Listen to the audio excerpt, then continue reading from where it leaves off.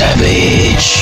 He wants you back, Dex. He's calling you back for the state of Florida, my guy. Yeah, the sanity's coming back this way, and it's safe for kids. I got 3 kids in school. And, Real talk, no filter on Savaged Unfiltered. Savaged. I do want to say thank you very much.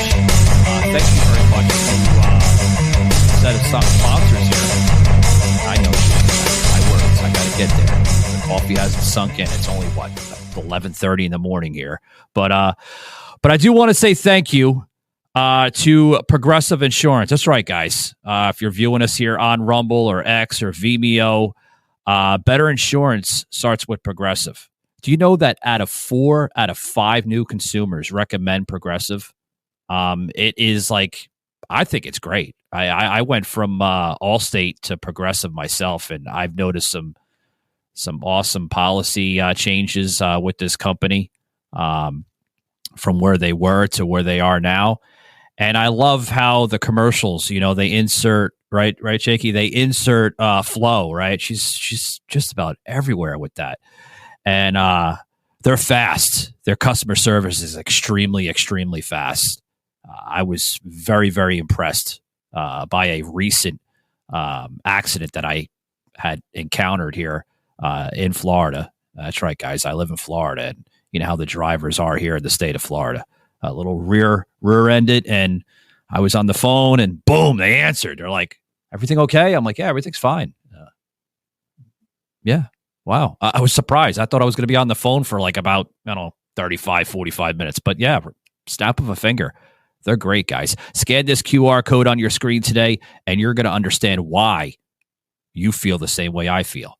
With Progressive Insurance, it's just right. Back to the show, guys. I have a guest here joining us. Goes by the name of Mark Alsip, if I'm pronouncing it. I'm sorry, Mark, if I butchered your name, buddy. You're going to have to help me out there because I'm terrible with the names sometimes, the pronunciation. And yeah, guys, I was absent when it came to that part of the classroom in grammar school. So we have an interesting guest. And what I mean by interesting, guys, I'm going to give you a little introduction to who this gentleman is. Now, I see here that he was actually indoctrinated to religion at the age of 6. Now, when you say indoctrinated, it can be many, many things, okay? And we're going to find that out from our guest here on the show. But something great about that, because there is a positive towards this, he broke free thanks to science. So I guess the science part, guys, kind of woke him up a little bit, or woke him up to looking at it as a whole. Or I'm going to get Mark's insights and aspects on it, because I always believe it comes great from the guests themselves, because hey, it's their story, it's their journey, it's everything that makes them of who they are. So without further ado, guys, I want to bring Mark into the mix. Welcome, Mark. Welcome to Savage Unfiltered. How you doing, sir? I'm doing great, Michael. How are you doing? Doing well. Thanks for having me. I really appreciate it. I'm sorry. Go ahead. No. I'm sorry. See, I sometimes it's known I cut people off by accident. That's okay. I want to learn a little bit about this indoctrination, right? Because it's right on your main bio there, just about everywhere you're advertised with, podcast guest and matchmaker.fm. Yeah. So what is this whole indoctrination, and how did you get indoctrinated to begin with? Let's start there, if you don't mind. The very short answer to that is that my church threatened me with burning in hell forever if I disagreed with anything they said. And a lot of stuff they said went against science. There's a sect out there called Young Earth Creationism that believes the Earth is only 6,000 years old. Humans walk with dinosaurs. They're evolution deniers, science deniers. They believe the Bible has to be interpreted literally. Every single verse is literal. So the Earth was really created in 6 days. And as a child, I loved science, but I also loved God. When I came in with science contradictions to what the church was teaching, they would tell me outright, "You're going to burn in hell. This is Satan talking to you," through the science class. If threatening a child 6 years old with hell is not indoctrination, I don't know what is. So Yes, Yeah. that's yeah. Yeah, I see that right there where you're literally fighting, because of the Yes. science, I guess, that came into it, afterwards. Did that actually? I want to go back before I, jump ahead of myself. What around that age of 6 years old, when you kind of like learned the science behind that, um, who taught that to you? Because that's interesting. Was it maybe a family member, or were you listening to more of the church crowd, or how did that come into play? Well, I had input from two sources. One was the church, one was science. I began, I think I was around 6 or 7, with a secular school. A teacher brought in a little prism and made a rainbow on the wall. And he explained the physics behind prisms and light. And that's how we got rainbows. And very shortly thereafter, I went to Sunday school, and the teacher told us rainbows didn't exist until after Noah's flood, that was God's promise. He wasn't going to drown all these innocent babies and children again. And I raised my hand and said, no, wait a minute. Rainbows have always existed. Here's why. And started giving a physics lesson in Sunday school. And she stopped me, and she was very angry. She told the class that Satan was speaking through Mark, and that Mark was going to burn in hell if he didn't give up these views. And this went on for over a decade, where I would go to church and say something that I've learned in secular school or learned on my own, and I was threatened that I was going to burn for it. It's not a good thing. Yeah, it's not a good thing. I mean, and I mean, you're bringing up some points here that we see a lot here in society, right? With the separation of church and state, and I want to go into that with you, because I mean that's kind of coming in right into play, right? It's going into our next little segue. But before we go into that, now you mentioned rainbows, right? And you mentioned pride behind that. Are you referring to, some of the pride type of what you see today with the LGBT, or was that brought up in church at all, or is that entirely different? Interesting question. So my church did teach that being LGBTQ, we didn't even call it back then. They actually used some very derogatory names I'm not going to say on the air, but we were taught that was sinful and you were going to burn in hell for that. But in my particular case, this rainbow story didn't have anything to do with the LGBTQ movement. I don't know if rainbows were particularly widely recognized as a symbol of it back then. But again, in my church, I was taught that this was a sin. Being gay, being trans was a sin. And it's very interesting. Just to give your audience kind of a trigger warning, a lot of people right now are accusing transgender people or cross-dressers as being pedophiles. And I know a lot of people like that, and they're not pedophiles. And the reason I bring it up in the book is that I was sexually abused as a child, and it was not a trans person. It wasn't a drag queen. It was a white, straight Christian male, went to church every Sunday, well-respected in his community. And yet nobody would ever believe that this person was a pedophile because he hides behind religion. So the problem is you've got religion out there accusing people who aren't guilty of things, and then the religious people are doing exactly what they say is sinful, and we've got to stop doing that. But what I'm trying to say is it's unfortunate, Mark, that you see that, in today's society with the whole movement of indoctrination, right? I mean, back then, we didn't have issues back then where it was constantly ridiculed of what you see now, right? Everyone respected one another. Yes, there was some ousting of certain individuals, and the gay and the LGBTQ communities back then felt like they were being silenced and stuff like that. But I think times were a little different back then, of what I kind of learned and from grandparents and stuff. It was just a lot different. I mean, you can't bash it because the times were different, just like the times are different now. But I mean, you have to learn from the past to make a great future, right? I mean, more or less. I mean, you have to understand what went wrong back then to create better rights now. So you don't condemn to repeat the same mess that possibly was back then, right? I mean, I think we both can agree on that. But let's go a little bit more into this fighting for separation of church and state. Do you think that's becoming more of an issue now? I see that you put state in there, with the church, because we see that. Mm-hmm. Yeah. Go ahead, sir. Yeah. So there is a very big problem between the separation of church and state. We are falling back to times that they really have the fundamentalism. It really has been around for all 60 years of my life. But we did have a little bit of separation of church and state. Prayer in public school was outlawed just before I started school. And that's creeping back in now. We actually have public employees like teachers or coaches conducting prayers, on the public's dime, on football fields or in classrooms. We see people trying to teach this false doctrine it's called intelligent design, which is a religious-based pseudoscience in classrooms. And we have a lot of things, just traditional fundamentalism taught that slavery was actually Michael, Savage on Spotify. I was actually taught this, and I had a history teacher. It's tax season, and at LifeLock, we know you're tired of numbers. But here's a big one you need to hear. Billions. That's the amount of money in refunds the IRS has flagged for possible identity fraud. Now here's another big number. 100 million. That's how many data points LifeLock monitors every second. If your identity is stolen, we'll fix it guaranteed.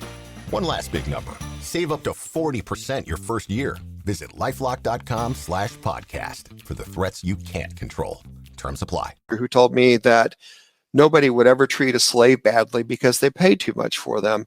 And the segue to modern times is in schools now, they are preventing teachers from talking about race problems and how racial tension originated in this country, which was slavery. And teachers aren't allowed to even talk about it. In Florida, for example, the governor down there just did an executive order where they have to teach in schools in Florida, where you're at, that slavery taught a good trade to people. If you're going to be that bigoted, that's fine, I guess, in your own home, but don't come to to school and teach it.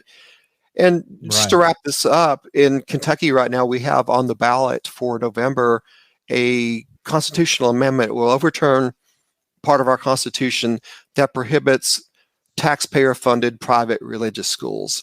And if this goes in, all the schools out there, I'm going to be forced to pay through my tax dollars to teach children falsehoods like the earth being 6,000 years old or humans walking with dinosaurs. That's just preposterous. It's wrong. But they're going to force me to pay for it. And then, of course, we have the Roe v. Wade being overturned. That's a religious thing. Maybe we shouldn't be making decisions in government based on religious beliefs, regardless of what your beliefs on abortion are. The people arguing against it right now are making a religious argument. So I mean, it's a tough pill to swallow. I mean, if you want to look at it like that, I mean, you bring up some good points with the abortion and Roe v. Wade. I mean, all that is very, very, very, very hard to digest. With a lot of different views and opinions with other people that may look at that very strongly. Guys, what you're listening to is the voice or the video image, depending on what platform you're listening to us on, of Mark Alsip. And we're getting into right now the fighting for the separation of church and state, because you're seeing that all over the board, especially social media and some media outlets covering it from time to time. Guys, before we jump in a little bit more with Mark here on these issues, I want to say thank you to Monkey Colt Coffee Company. That's right, guys. Boozy coffee is just better. Use this promo code SAVAGED. You're going to get 10% off your order with Monkey Colt Coffee Company. Started with a dream from a young entrepreneur of Mark Zions, the CEO of the company, located right here in the state of Florida, guys. That's right. He's right on the West Coast, right in the Tampa Bay area. So give him a big shout out. Mark Zions over there of Monkey Colt Coffee Company. I don't know anybody, right, Shaky? I don't know anybody that infuses coffee with alcohol and liquor. I was blown away when I was talking to him. You guys got to check that out on the Savage Unfiltered Library. Had a really, really awesome time with Mark there, discussing some about his coffee and his products and how they're tied so nicely with cigars, right? Some people here in Florida, including Georgia. I mean, he's in Georgia. We were told he's in parts of South Carolina, Tennessee, Alabama, the whole Southern Belt. Really are, kind of backing him with the Monkey Colt Coffee Company. It has a little catchy name, right? Monkey Colt. I was like, hey, Mark, not Mark. Now I'm thinking I'm talking to Mark. Matt, excuse me. I was like, Matt, I'm like, what the hell made you come up with this design and this name? And he's like, it just came to me. So check him out today, guys. Scan the QR code. Grab yourself some Monkey Colt Coffee Company products and use the code SAVAGE, and you're really going to be impressed. That's my delusion. But more and more, my cousins are Republicans, so I trailblazed the way. Yeah. Push. Shut up for a minute, Joe. With all due respect, I got to say that because he'll continue. Dex, you're probably laughing like, where the hell did you meet this guy from? I met him actually going on 2 years ago digitally. We never really really properly introduced ourselves in person, but he's been a great asset to the show here, knowing him for now 2 years. He's been on countless of episodes here on Savage Unfiltered, including some of our X Spaces, which we do have in the bottom here with the graphic. Savage Underground every Saturday night at 9:30 Eastern. Scan the QR code. You'll go right to my main site there on X. He wants you back, Dex. He's calling you back for the state of Florida, my guy. Yeah, the sanity's coming back this way, man. And it's safer for kids. I got 3 kids in school. And I know what Nathan's talking about a little bit about parental involvement, and you try a lot to be involved in the situation. But you can't just impromptu visit schools anymore. Did you know that? You can't just impromptu visit your school and just back to the show. So I want to get more into this church and state with you, Mark. I also want to get into some of what you just mentioned before we took a quick break with the abortion, with the Roe v. Wade. Because we're seeing that all over, right? We're seeing a lot of heat. Yeah. We're seeing a lot of backlash from it. Why do you think people are kind of, I don't want to say rebelling against it, but bringing it up and fighting for abortion rights? Mainly, let's start with the abortion rights. Some people are trying to fight for abortion rights, and some people are fighting against abortion rights, thinking that it could be possibly murder, okay? And those aspects. Let's go to that if you don't mind. Let's start with the people that are fighting for abortion rights. I want to start with that, and then I want to kind of go into the other aspect. Why do you think that is? Go ahead. Well, so when I entered college, I went back to college actually after graduating in computer science, and was a pre-med student. And I entered that phase of school believing that abortion was murder. And then I started taking lessons in biology, physiology, anatomy, medical ethics. And I learned that it wasn't the clear-cut story that my church told me it was. To say that a fertilized egg is a human being is not, a person is not really scientifically accurate. And I learned a lot of cases where women were raped, women were dying, they were in danger because of an unviable pregnancy. And those were the people who were really going out and seeking abortions. It wasn't the slander that my church was telling me that, hey, this is someone who is just trying to be lazy. Savage birth control. In Pennsylvania. Let me ask you about abortion. What would you do to further restrict women's access to abortions as president? Well, look. I know where you're going, and I just want to say, a question was asked to me. And it was asked in a very hypothetical, and it was said illegal. I've been told by some people that was a older line answer, and that was an answer that was given on a basis of an older line from years ago, on a very conservative basis. But your original answer, you mean? My original, but About it was. punishing But I a was woman. asked as a hypothetically, the laws are set now on abortion, and that's the way they're going to remain until they're changed. Because you had said you wanted, you told Bloomberg in January that you believed abortion should be banned at some point in pregnancy. Where would you? Well, first do of the all, ban? I would have liked to have seen, this be a states' rights. I would have preferred states' rights. I think it would have been better if it were up to the states. But right now, the laws are set, and that's the way the laws are. But do you have a feeling how they should change? There are a lot of laws you want to change. You've talked about them on everything from libel to torture. Anything you'd want to change on abortion? At this moment, the laws are set, and there are a lot of misconceptions. A lot of people, the 6-week heartbeat bill, for example, a lot of people who haven't gone to school don't realize that an embryo does not produce a heartbeat at 6 weeks. The heart hasn't developed yet, and yet we have. Yes, it's true. That's true. You see me with my eyes raised, my eyebrows raised after that one, because that raises, you just brought something up. I hate to chime in, but you said that. No, go ahead. I have to ask this for some of my listeners that are probably puzzled by that statement that you just made, that a heartbeat is not detected at 6 weeks. Do you have medical proof that it's not detected at 6 weeks at all, or? Absolutely, yes. If you go to the American College of Obstetricians and Gynecology, they explain this very clearly. At 6 weeks, what you have is a transducer, a Doppler ultrasound machine that produces a sound wave, and the sound wave passes into the woman's body and is reflected back, and the difference, the Doppler shift, you hear a train go by, the change in frequency. That change in frequency of that artificially created sound is what you hear at 6 weeks. So the ACOG, as I call them, are trying to get doctors to use more correct, precise terminology when they talk about things like a heartbeat. If you unplug the power on that machine, right? If you unplug the power, take the batteries out, you will hear nothing. Take a stethoscope, put it to the womb, you will hear nothing.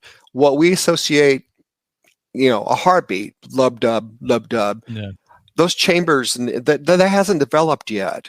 But yeah, the reason I'm bringing this up is that there are heartbeat laws at 6 weeks, right? These laws were based on the misconception that you have a fully formed person with a fully formed heart. And yeah, this is scientifically accurate. I do ask anybody who disagrees, please double check me. Yeah. Here's my question.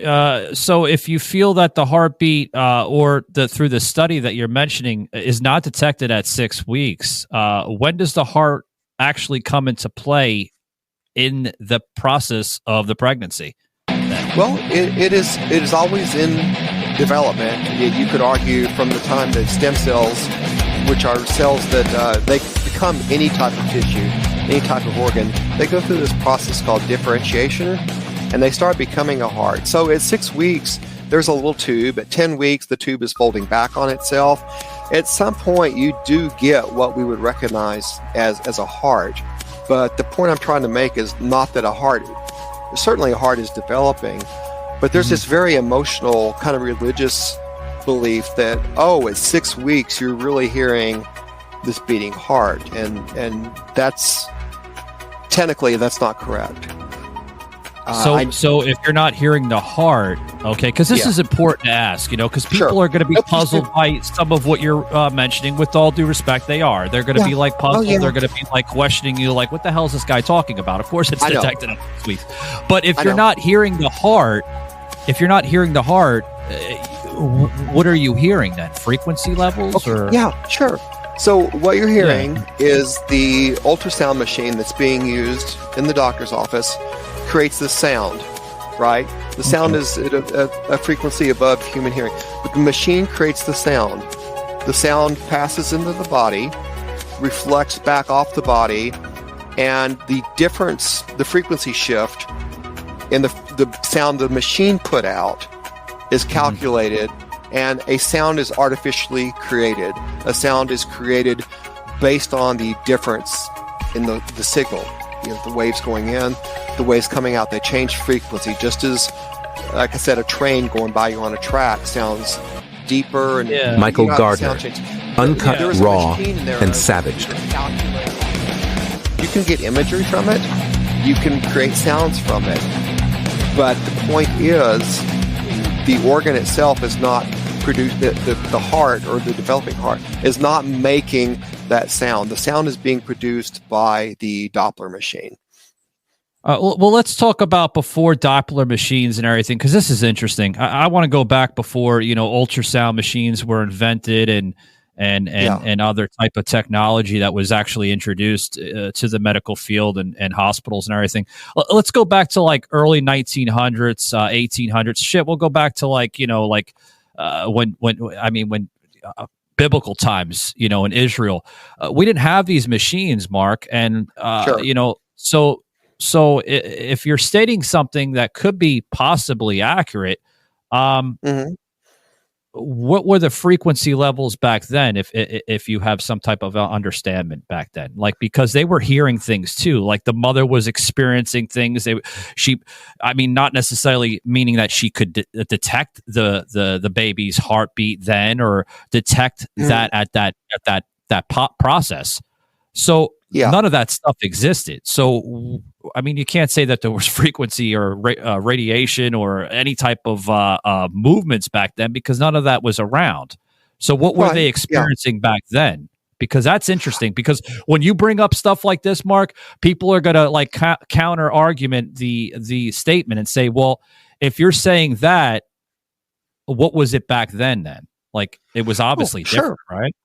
Oh yeah, obviously. I don't know what year Doppler ultrasound was invented, but obviously, as you said, if you go back far enough in time, that technology did not exist. So that technology was not used. Nobody went in and started probing with an ultrasound at 6 weeks to try to determine a pregnancy. They didn't have that technology available.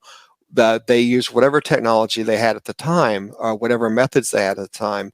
Obviously, there are changes that take place in a woman's body when she becomes pregnant, and at some point, in most cases, some people go through pregnancy and don't realize they're pregnant, but that's really rare. The woman's period will stop. At some point, the woman will start experiencing morning sickness. The woman will start seeing, visibly at some point, a growth. So the point is, back then they did not have this technology, so they couldn't go and say at 6 weeks, oh, you're pregnant. Because most women, if you listen to what doctors say, I'm not a doctor, okay? Right. I listen to what doctors say, and the doctors will tell you most women at 6 weeks don't even realize they're pregnant because the pregnancy hasn't developed that far. So, I want to get. Go ahead. I want to get more into your book, because, ladies and gentlemen, Mark has a book out called Journey to Reason. It's one of his new books. I highly suggest you check that out. We're going to get into the book in a moment, guys, but I got to get a quick break in for everyone that's tunes into iHeartRadio, guys. They have an Evolution Radio event coming up. We'll put the QR code in here. Thank you very much, Shaky. Producer Shaky putting this in. Listen to Evolution Radio on iHeart for your chance to win a trip to the event. Scan it, the QR code, guys. All the information will be listed there. Many great things coming out of iHeart. I always say that, Shaky. A lot of great stuff coming out of iHeart. I love it. They have their big music festival down in South Florida every year, which I try to get down there, but with my line of work, it's so difficult. It really is difficult. Guys, check out some of our merchandise. That's right, we got a merchandise website. What time is it? It's Savage time. I made a joke with my co-host here that's not on the program today. He's got other things. So Joe is actually on a little mini vacation. So hope to have Joe back on within about a week, we're told. Right, Shaky? About a week. We made a joke between both of us of, me constantly sometimes running late, because I do run late from time to time on the show, like a minute, 2 minutes. That's late to Joe. To me, it's like, shit happened. I'm fucking running into traffic or, whatever. And Joe was like, are you wanting regular time, Savage, or are you wanting Savage time? Because I'm like, well, I'd rather have Savage time because I can come in when I want, because it's my show. But he's like, well, thank you for letting me stay in the green room and just waiting for you to decide when to walk into the studio. So grab the merchandise, guys, because I do have to give a hat tip to Joseph M. Leonard, which is the co-host here, Jokester Joe, we call him, for coming up with this design and concept. And it is available on savagedarmy.com.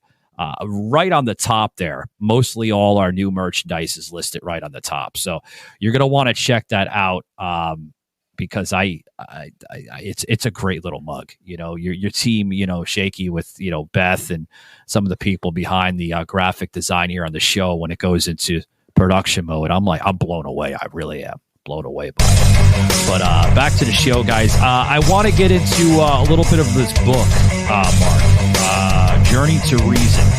First of all, how did you come up with the title Journey to Reason? Let's start there. Sure, yeah. So, as I said, I started out as an indoctrinated child, and over the course of several decades, I was on this journey, learning more things about science, learning more things about religion, and suffered a lot of trauma because of the conflicts between the two. But it was very much a journey. Every stop along this journey was, an episode in school in a science class, maybe some conflict in church. In the end of the book, reason wins out. I decided that I just did not believe in gods at all. It's not an anti-religious book. I have a lot of good Christian role models in my life, Jewish role models, Muslim role models, but the fundamentalism, I walked away from that. That is the subtitle of the book, Walking Away from Religious Fundamentalism and Young Earth Creationism. At the end of the journey, I just put all the evidence together and said, hey, what I'm being taught by the fundamentalists doesn't make sense. And because it's kind of creeping into our country now, it was time to speak out. So yeah, I see a lot of it covered in your book. I'm looking at it right now with society differences, culture differences. I noticed that you referenced a little bit of science denial, the vaccines, the COVID vaccines, right? That seems to be it. And anti-LGBTQ laws, book bans, racism. I mean, everything's in this book, guys. It's to me, it seems more of an educational book rather than a, throw it at your face. They're wrong. Those conservatives are wrong. The MAGA's wrong. I mean, that's what you see now. Like everybody wants to put Savaged with Michael Gardner on Spotify. Mark, because I believe getting the aspect and the backlot story of my guest on here. Before I make assumptions and accusations and all that, because I'm not that type of radio host or talk radio host or podcaster. I consider myself a shotcaster in some aspects, but what I mean by that, the whole shotcasting is sometimes you have to ask questions, deep dive questions. So let's start with some of the fundamental issues that are in this book. I want to start with your insights on vaccines because that seems to be driven very, very high in the presence, mainly on a lot of social media platforms, including Twitter or now X. What's your views on the whole vaccines? Because we hear that, Mark, with, my body, my choice, but then it goes back to the abortion. Well, it's okay for women to enact into abortion, but it's not okay for the vaccines. Like, what's your views on that? Are you supportive of that, or like, what's your views? I'm very pro-vaccine, having been a pre-med student and learning what vaccines actually do, right? I know what vaccines actually do. And if you're getting your information from a YouTube channel or Facebook, you're probably not getting the most accurate information on them. All they do is help your body kind of build a fence and an immune reaction before you actually get the disease that they protect against, because the disease, even COVID, is worse than any side effects from the vaccine for most people. Of course, all medicines have some side effects, but I'm very pro-vaccine. My mother went through the polio scare back in the 40s, and she had classmates or friends who spent the rest of their lives in iron lungs. So I know people, there's this kind of burned in our cultural memory of vaccines helping. And all of a sudden, recently, we've become so anti-science in this country. And when I get in vaccine debates with people, they don't even know what the vaccine's really doing. So, yeah, that's, did I answer the question, or was there? Yeah. I mean, you answered the question somewhat of a degree, but the reason why I brought up vaccines is because it looks like it's covered in your book, and I haven't read your book just yet. I haven't decided to pick it up just yet, but I wanted to ask that question before, maybe I do want to take a gather into the book. Because that seems to be a heated discussion with the vaccines, including some of the book bans, like why people are wanting to ban books and this and that. Let's get away from the whole COVID, because I think it's just nonsense. And I can go into that whole COVID hysteria with you, Mark, but that's on another episode. I want to mainly stick on some of why you believe some of the aspects of your backlot story here with the Journey to Reason, your book, and some of this indoctrination that you're referring here on the show. Why do you feel people are indoctrinated?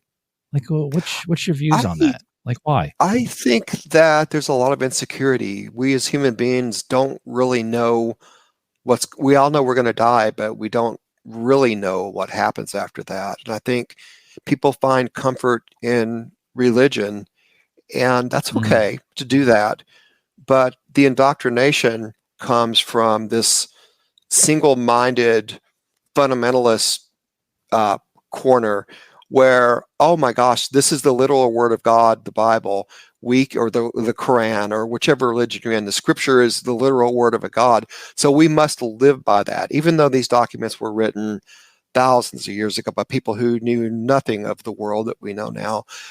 Some people find comfort in that. They don't want to admit that they don't know what's going to happen at the end. What do you mean they didn't know anything about the world that they know now? What do you mean by that? Well, we didn't really understand in the time the Bible was written. Nobody really knew what a planet was. For example, they didn't know about other galaxies. Well, of course not. I mean, we didn't have the technology through telescopes that we have now. Now we can look at a planet and say, well, that's a planet. That's not a star. We can distinguish that. With human evolution and human technology and all that, we can distinguish between a star and a planet. So that's obvious. People back then when they were looking at something, they didn't know if they were looking at a star, a celestial object, or even a planet, let alone possibly they noticed the planets were moving. That was the big difference, is they noticed the planets changed position. So they couldn't explain it. So they attributed religious beliefs to this, right? The planets were gods. They could be forebears of new events that might come up. People use the planets for prophecy. So they didn't know about the world. And to that point, in medicine, in the Bible, actually, they would cure disease by killing a bird, sprinkling the bird's blood on another bird, and setting that bird free. That's actually a cure. I believe it was for leprosy. In the Bible, we know a lot more about what causes diseases now, right? So that's what I mean when we know more about, when the people wrote the Bible, they had a very limited view of the world and of science and technology. So we've learned a lot.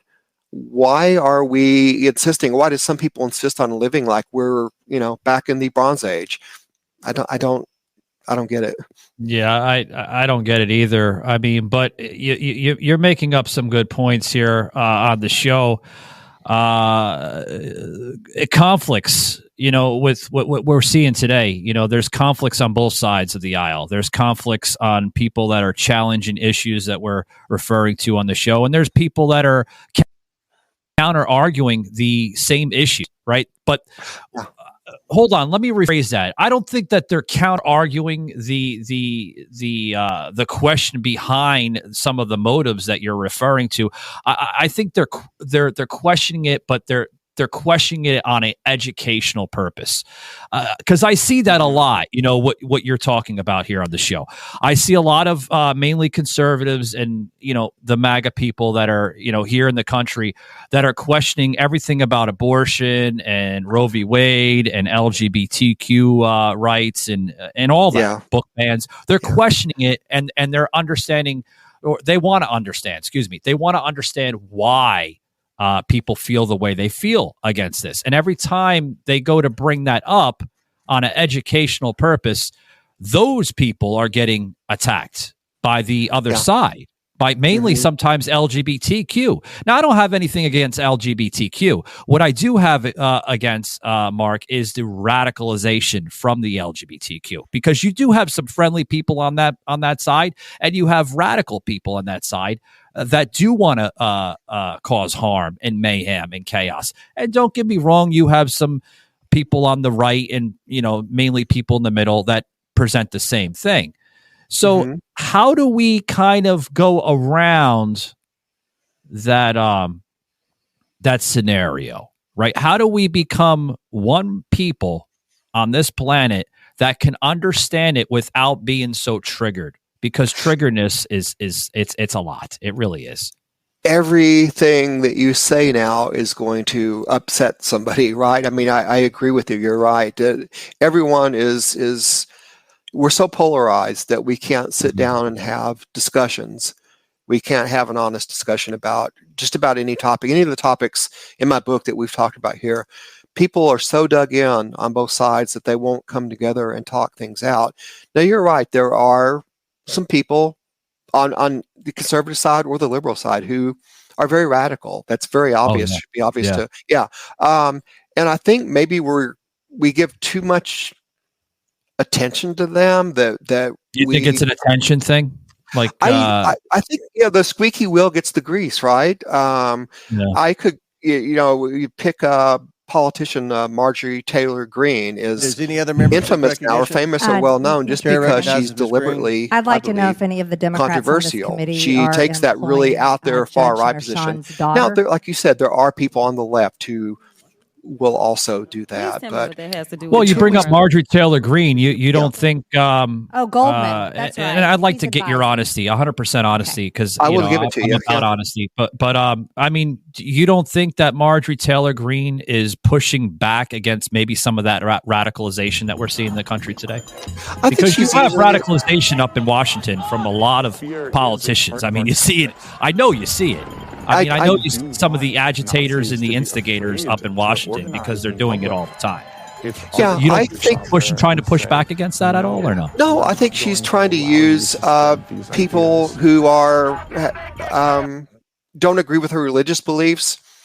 She knows she has a base of fundamentalists out there. She knows she have a group of people who I would have been had I stayed in my church, and you get a lot of votes if you rile them up. I don't. She's bathroom bills. I don't know who the hell's in the bathroom with me when I go to the bathroom. I don't care. I've been, using bathrooms all my life, and yet this is a bigger emergency to her than the opioid epidemic or the wars we have going on around the world. She's spending time on attacking people over bathrooms when there are, I would say, much bigger things she should be concentrating on, because she knows it gets people riled up, right? I know I've got a lot of people riled up by saying what I'm saying. Well, right you just now. Mentioned with the whole bathroom thing. You don't think people on the other side are trying to get that riled up too with the the cross gender bathroom? I mean, I think that's wrong. I mean, here's why I think it's wrong, because I grew up in a traditional era. Okay, and again, guys, folks, don't think I'm so savage behind my persona, but what I am savaged about is I grew up in an era where it was very traditional. Okay, a man goes into a man's bathroom and a woman goes into a woman's bathroom. What we're seeing now could be linked towards sexualization, high sexualization, because you have young children that sometimes have to go with their daddies, and they could be on the opposite sex. You have single fathers that raise daughters, right? And sometimes they have to go in the same men's room with their fathers and their daddies, and that's okay. That's acceptable because you know why? Because that's a single father, or maybe the parents are like traveling, and the daughter's with the father, or the son is with the mother, and they have to do that. I mean, I had to do that when I was. But what I do think that there's wrong is where there is a transgender individual that goes into the opposite sex, and there could be children in that bathroom, and the children question it because they're like a sponge, Mark. They want to know, like, daddy or mommy, like, why is this person in this bathroom? Isn't that a man or isn't that a woman? Mommy, or daddy, isn't that wrong for them going in that bathroom? Why are they in that? They're questioning it, and I don't know, not for nothing, Mark, but I don't think that's appropriate. Maybe that's just me saying that. It's okay. I wish I could come up with an example of that actually happening. I am positive that I've been in a bathroom with transgender people before, just based on the odds, the mathematics.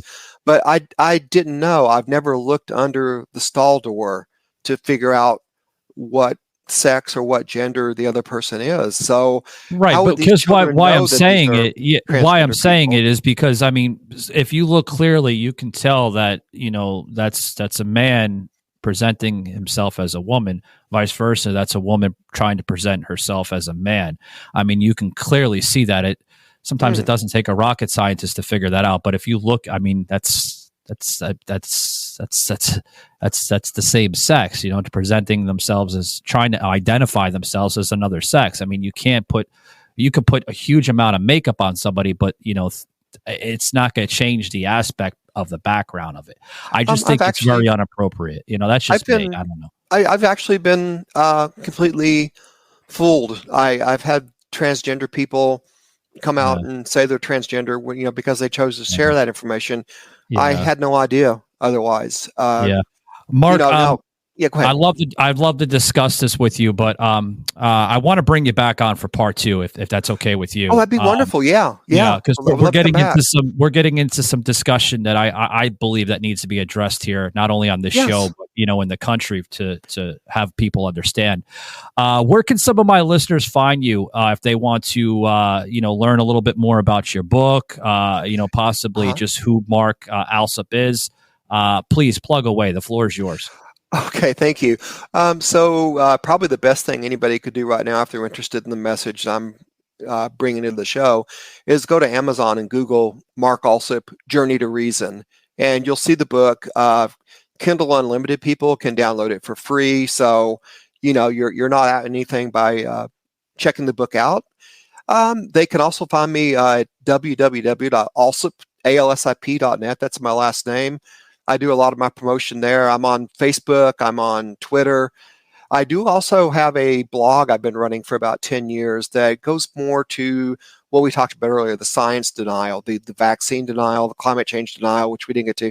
That's called Bad Science Debunked. And that's been around for about 10 years and has a pretty decent following. So, just look up Mark Alsip on Amazon. Please check out the book, or Bad Science Debunked if you just want to see some background on vaccines and other issues we talked about. We're gonna get into that. What Mark just said, the reason behind all this and why it's going that way, guys. I'm Savage here on Savage Unfiltered. Please check us back here again with part 2 with Mark Alsip here on the show. Thanks very much, and until next time, take it easy.